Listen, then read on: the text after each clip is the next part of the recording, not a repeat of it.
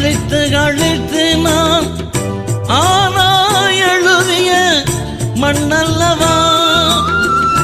அன்று முற்றத்தில் அழைத்து அழைத்து நான் ஆனா எழுதிய மண்ணல்லவா.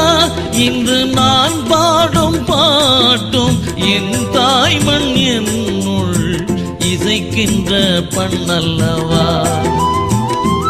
இன்று நான் பாடும் பாட்டும் என் தாய்மண் என்னுள் இசைக்கின்ற பண்ணல்லவா. அழகான அந்த பனை மரம் அடிக்கடி நினைவில் வரும்,